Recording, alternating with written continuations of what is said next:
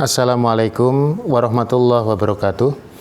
Kaum muslimin dan muslimat yang dimuliakan Allah Subhanahu wa taala, alhamdulillah kita bersyukur kepada Allah diberikan nikmat untuk bisa kembali bertemu dalam dakwah virtual kali ini. Kita akan melanjutkan kajian kita tentang fikih hutang piutang. Setelah kemarin kita mengkaji tentang hutang yang potensi mendatangkan pahala, ternyata sebagaimana juga disebut di dalam kajian para alim ulama kita bahwa hutang piutang ini bisa mendatangkan dosa atau berpotensi mendatangkan dosa. Maka kita akan coba mengkaji apa saja potensi dosa yang harus kita hindari di dalam praktek hutang piutang ini. Yang pertama, bahwa ternyata orang yang berhutang kemudian dia meninggal dunia dan belum bisa membayar hutangnya itu, sementara orang yang menghutangi atau piutangnya tidak memberikan pelunasan atau menganggap lunas sebagaimana yang kita kaji pada bagian yang lalu, maka orang ini akan terhalang untuk masuk ke dalam jannah. Rasulullah SAW mengatakan, nafsul mu'mini mu'allaqatun bidainihi hatta yugdo anhu, bahwa jiwa seorang mukmin itu tergantung atau bergantung kepada hutangnya sampai hutang tersebut dibayar. Makanya dalam riwayat yang lain Nabi SAW juga mengatakan, man faraka ruhul jasada wa huwa bari'un min thalath dakhalal jannah. Orang yang meninggal dunia sementara dia terbebas dari 3 hal, maka dia masuk jannah. Kata Nabi SAW, yang pertama al-kibru, ketika dia terbebas dari kesombongan. Yang kedua al-gulul. Gulul ini orang yang melakukan pencurian. Misalkan dulu Rasulullah SAW ketika memimpin peperangan bersama para sahabat, kemudian mendapatkan harta rampasan perang atau ghanimah, ada beberapa orang yang mereka belum dibagi harta itu oleh Rasulullah SAW, kemudian mereka mengambil harta itu. Nah, ini disebutnya gulul atau mengambil hak kaum muslimin, ya, tanpa izin atau secara zalim. Kemudian yang ketiga dain atau hutang ini. Nah, makanya memang hutang ini menjadi satu hal yang harus diwaspadai.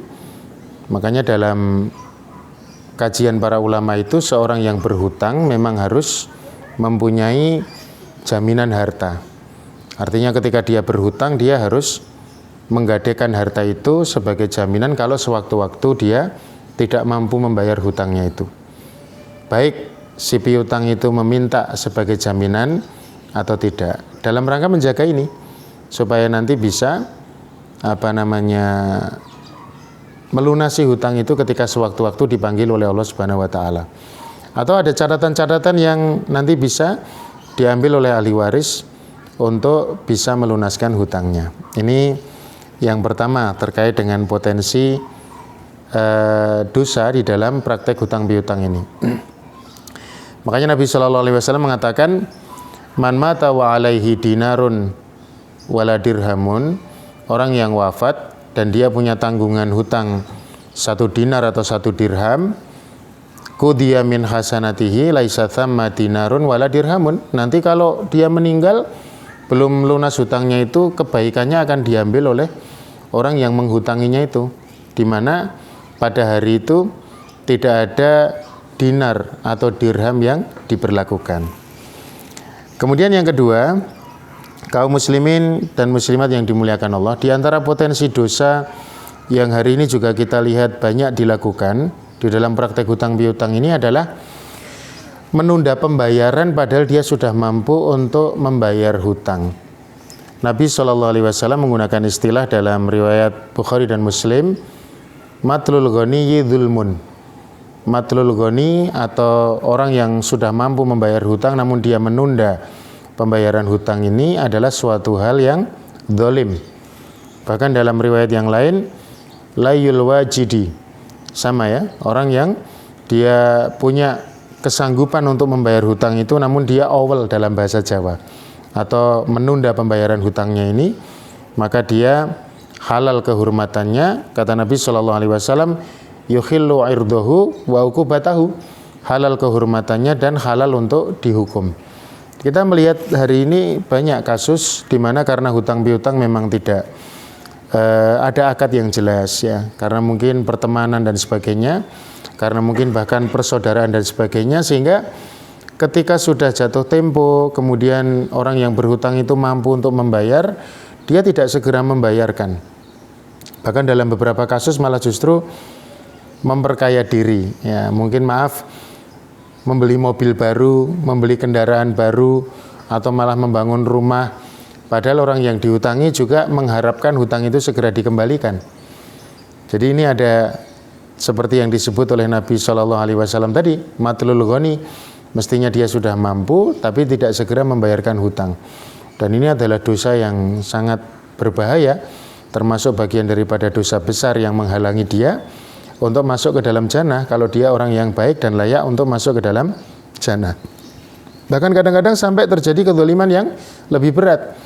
Sudah tidak membayar hutang, kemudian malah memutus persaudaraan, memutus silaturahim sesama mukmin ya, karena memang tidak mau membayar hutang dan tidak ada hitam di atas putih yang menjadi barang bukti untuk praktek hutang piutang ini. Ada satu kasus bahkan yang kami mendengar, orang yang berhutang setelah beberapa lama kemudian ditagih hutangnya sekian puluh juta begitu ya, itu malah melaporkan kepada polisi atau pihak yang berwajib karena dianggap mencemarkan nama baik. Nah, ini padahal ada saksi-saksi. Maka kaum muslimin dan muslimat memang supaya berhati-hati ya dengan fenomena ini. Jadi kalau kita ada hutang, kemudian kita sudah waktunya untuk membayar, kita mungkin ada kebutuhan untuk menggunakan uang itu untuk kebutuhan, kita minta ridho dulu dari orang yang kita hutangi. Kalau dia mengizinkan kita menggunakan uang itu tidak mengapa. Tapi kalau tidak, dia minta untuk dikembalikan, ya tentu itu menjadi kewajiban kita bersama. Kemudian yang berikutnya, kemarin sudah kita ungkap juga, mensyaratkan bagi orang yang menghutangi ya, mensyaratkan pembayaran hutang itu lebih besar. Nah, dalam praktek riba yang kita kaji, ini sesuatu yang terlarang. Kecuali kalau orang yang berhutang itu sekali lagi membayar dengan cara yang lebih baik. Inna khiyarakum ahsanukum qadha'a. Sebaik-baik kalian adalah ketika membayar hutang itu caranya lebih baik. Karena ini etika sebetulnya ya. Ketika misalkan ada seseorang yang berhutang seperti Rasulullah kemarin ya, beliau mengembalikan onta dengan spek yang lebih baik daripada yang beliau pinjam. Karena memang dalam logika perjalanan perawatan hewan misalkan, kalau ada orang hutang anak sapi kemudian dia kembalikan beberapa waktu, kalau masih dikembalikan anak sapi itu sebetulnya memang terlepas daripada unsur ta'awun dalam hutang piutang. Yang dihutangi itu kan mestinya kalau sapi itu dirawat selama 1 tahun atau setengah tahun ya, atau sekitar waktu itu ya, itu kan dia akan berubah menjadi sapi yang lebih besar atau sapi yang sebenarnya gitu. Nah, maka kalau mengembalikan dengan cara yang lebih baik dan itu tidak dipersyaratkan dalam akad atau menjadi inisiatif peminjam, sesuatu yang baik-baik saja. Sesuatu yang tentu itu menjadi kebaikan bagi seseorang yang berhutang. Nah, ini tentu perlu untuk kita waspadai ya. Jadi bukan, Islam itu sebetulnya tidak melarang kita untuk berbuat dermawan ya. Kalau memang kita ada kelonggaran mengembalikan hutang dengan kelebihannya, silahkan. Tidak ada masalah selama tidak dipersyaratkan di depan dalam perjanjian maupun kebiasaan. Nah, ini tentu keridhaan kita, kelonggaran hati untuk memperbaiki cara membayar hutang kita, sesuatu yang tentu itu baiknya. Tapi kalau dipersyaratkan itu termasuk dosa di dalam hutang piutang ini. Insya Allah akan kita lanjutkan pada bagian selanjutnya. Semoga bermanfaat. Assalamualaikum warahmatullahi wabarakatuh.